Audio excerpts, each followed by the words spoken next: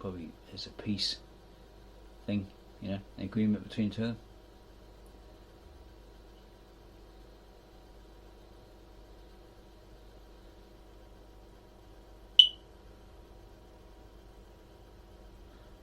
A lot of skirmishes going on. That's what it's basically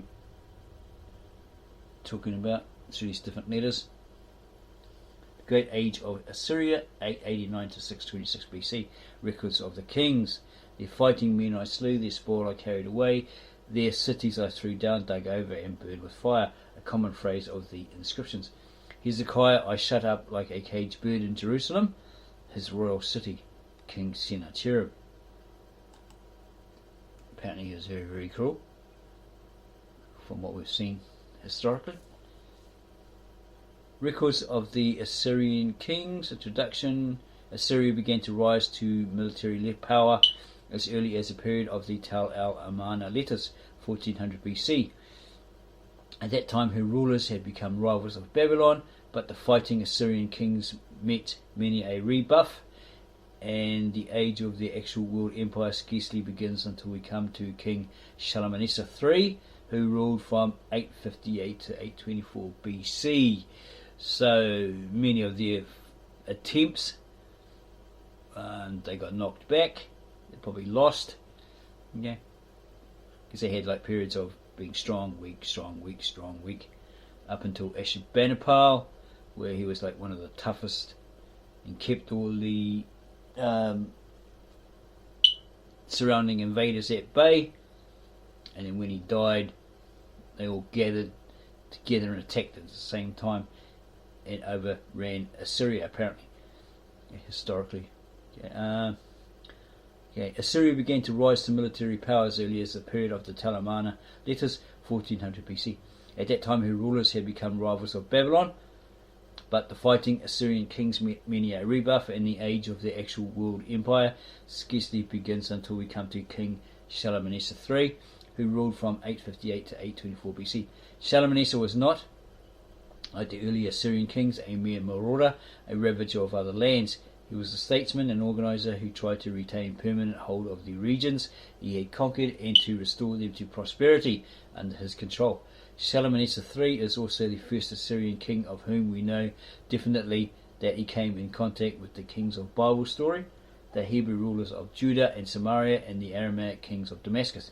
Shalmaneser asserts his victory over all these western kings, but when we allow for the boastful tone of Assyrian inscriptions, it seems probable that they fairly held their own against him. The consolidation and extension of his power were mainly in his own valleys of the Tigris and Euphrates. Several of Shalmaneser's inscriptions have come down to us, the most noted being the one here given and known as the Black Obelisk inscription. It is engraved on an obelisk of black marble about 5 feet high, which was set up in his capital. On all four sides of the obelisk there are sculptured figures of vassals bringing tribute, among them being the tribute of Jehu of Israel, of Bible fame.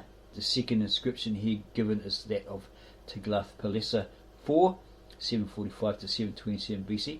This king carried his arms farther eastward into Asia than any other Assyrian general. The names of conquered cities on his list gradually become strange to us, and we can only guess to what point he really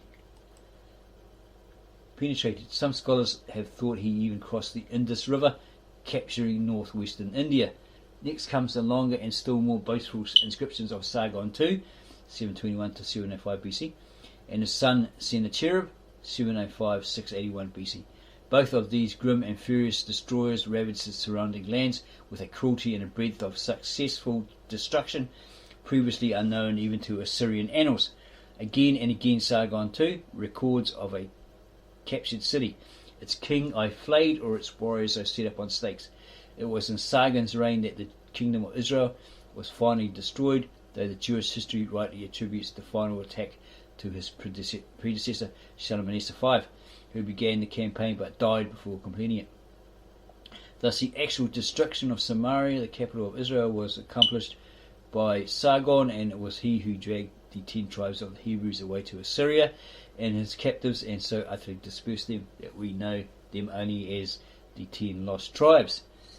Sargon, in his inscriptions, describes his capture of Samaria, its rebellion, and its second capture. Sennacherib also tells of warring in Palestine and boasts of a success against Hezekiah, king of Judah. He makes no mention of the story which the Bible tells of his losing an army by pestilence, but then the Assyrian kings never mention their defeats. We know that their campaigns were sometimes failures, but we have to read between the lines of their boasting to discover these. Yeah, they don't like the idea that the enemies find out that they lost, or they lost against the enemies, so they've got to exaggerate a bit and say, well, we never lost. We beat them. We kicked their butt. Yeah, apparently the Egyptians were like that as well. A lot of nations are like that. Yeah, they want to be disgraced in front of the enemies or the people, along those lines. Okay, Sennacherib admits quite plainly that he did not conquer Jerusalem, but only held its king besieged like a caged bird, and then abandoned the attack for some reason which he did not care in his pompous record to admit. History knows no more astounding story than this of these Assyrian kings marching forth year after year to battle. It is tragic as it is terrible to follow any one of their records. Each year had its campaign, and each summoned tens of thousands of men from their homes to go marching into unknown lands, whence many never returned. Like an ibex, I climbed to the high peaks against them, boasts one king. Wherever my knees had a resting place, I sat down on a rock. And again, my unrelenting warriors entered with weariness into the narrow passes. The peoples of these far lands were harried, slain with torture for the honour of the great god Asher. Their homes were destroyed, and if the next year of any of them ventured to lift their heads above despair, they were crushed again. There seemed no limit to Assyria's savagery, no interest for her kings except in heaping up piles of human heads. Theirs was a military spirit gone mad. Mankind may well read and ponder on these empty boasts of glory. They put the fears up on everyone else, right? Because they knew if you get defeated, your head goes up on a wall. That kind of fear. That's what these Assyrians apparently did. When they were coming, marching, everybody shook with fear. Mankind may well read and ponder on these empty boasts of glory. Records of the Kings, the black obelisk of Shalmaneser III, face A. Asher, the great Lord, the King of all, the great gods, a new King of the spirit of heaven, and the spirits of earth, the God, Lord of the world. Bel, the supreme father of the gods, the creator, etc., etc. They mention Asher here.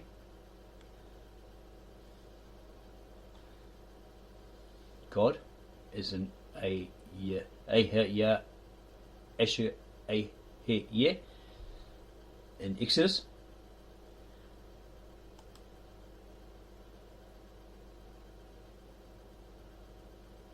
This is what's on the black obelisk, apparently. This is the king's bragging, apparently, of his great victories, etc.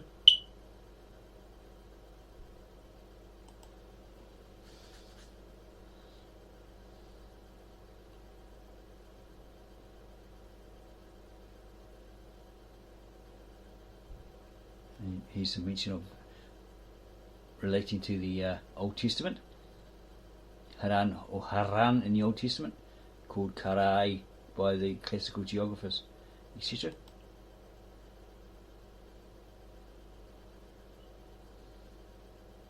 The epigraphs accompanying these sculptures. The Nimrod inscription of Tiglath-Pileser IV.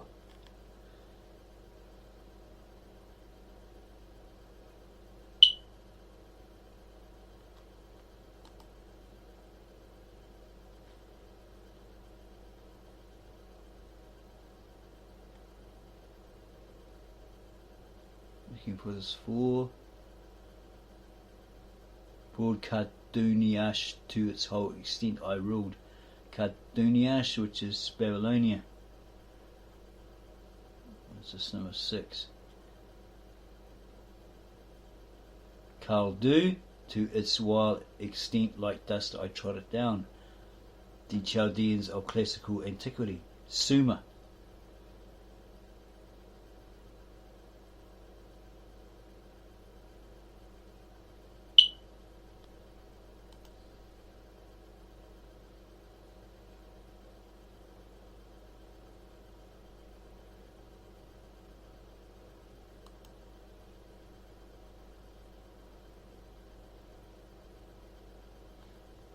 Timon of the Old Testament, 15, where's that? The cities of the Timanians, the Sabaeans, the Kaiapians, the Bananians. You know, it's this 16. Sabai, the Sheba of the Old Testament. 15, the Timan of the Old Testament. 17, on the northern shore of the Gulf of Antioch. 18, Samala lay to the northeast of the Gulf of Antioch, its capital being now represented by the mounds of Sinjiri.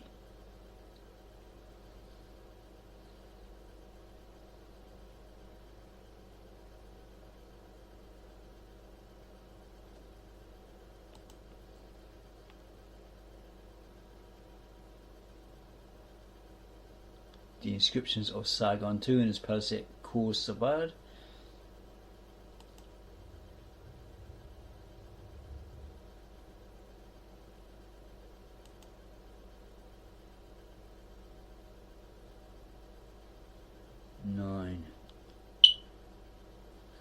Where's this 9? 20. Belshazzar was king of the town of Kisium. I had him transported to Assyria with all that he possessed, his treasure, the contents of his palace. I put my lieutenant in as governor of the town, to which I gave the name of Ka Marduk. The same name as Belshazzar. Yeah, that's the same as Belshazzar. Belshazzar.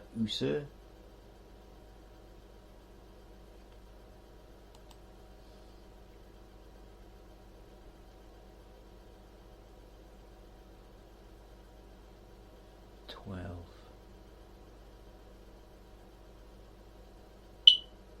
Azuri, king of Ashdod, determined within himself to render no more tributes. He sent hostile messages against Assyria to the neighbouring kings. See Isaiah 20 verse 1. Excellent history here.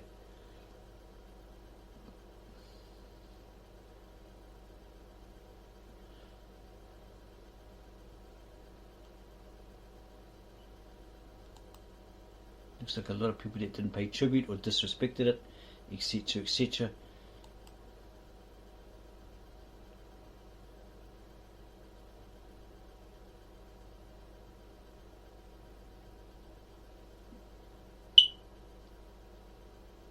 This is 22.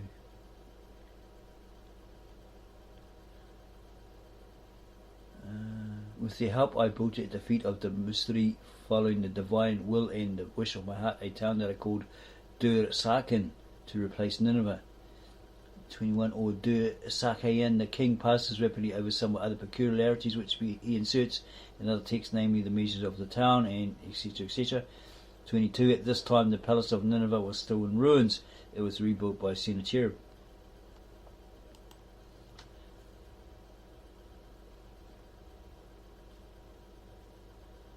23.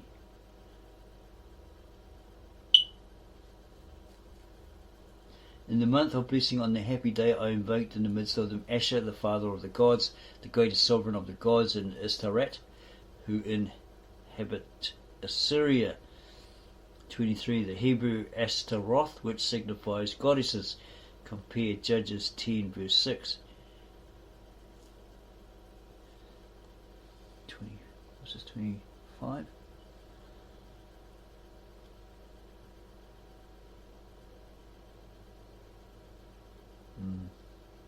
Not really important. Talking about horses.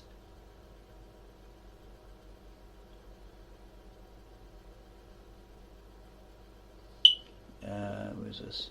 Over all who sit on sacred seats has he made my arms great, from the upper sea of the setting sun unto the lower sea of the rising sun, Lake Van and the Persian Gulf. The whole of the black-headed people has he thrown beneath my feet, and rebellious princes shunned battle with me, the inhabitants of Babylonia. So it's not necessarily saying because they've got black hair, or that they're, it's talking about black-haired people. It's not black-headed people like as in Africans, okay, or Negroes. It's probably not talking about that. They may have a touch of the sun, be dark, but it doesn't necessarily indicate that they were black people. But who knows who was there? some more information there on the history of what happened.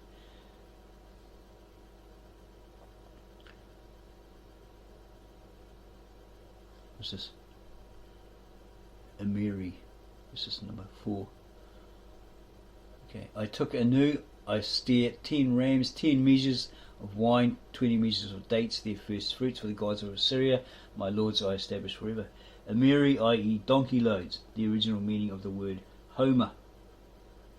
Okay. Homer. Homer. Probably nothing to do with the Greek Homer. Okay, interesting.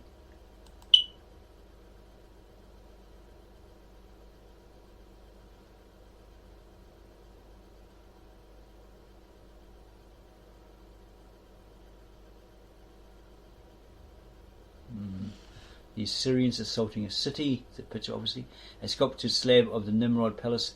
The advancing soldiers shoot from behind screens. An armoured fort batters the wall and impaled prisoners form the background. Let's have a look at that. Okay, just look at it sideways. Yeah, just like Vlad the Impaler. Just put them on stakes. Okay. Probably use them as a shield as well. What's this? Okay. It's referring to Genesis 20 or 38 verse 12.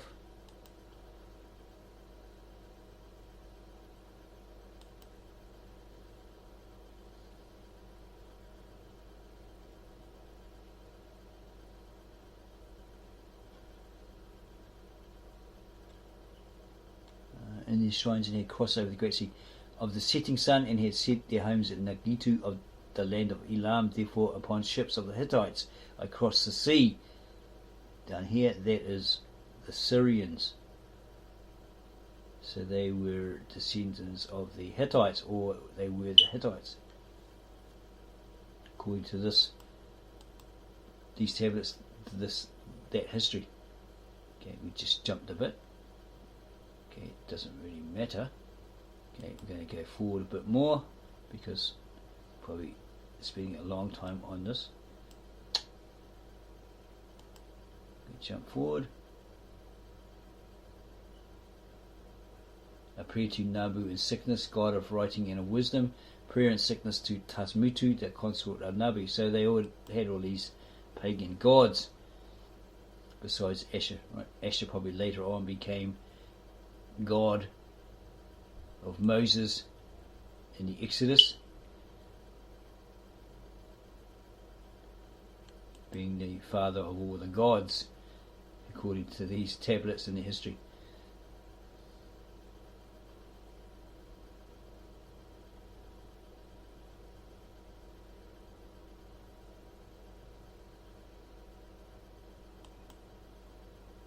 Contracts between different people.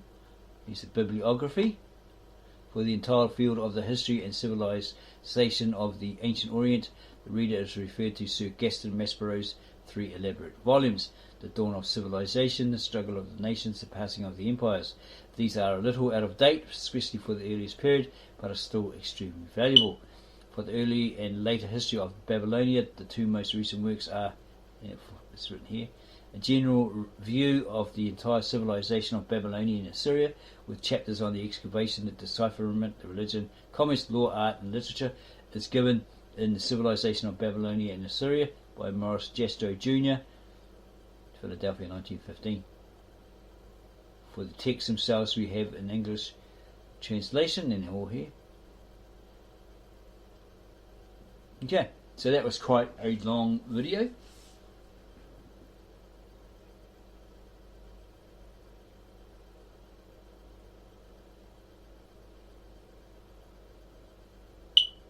In regards to volume 1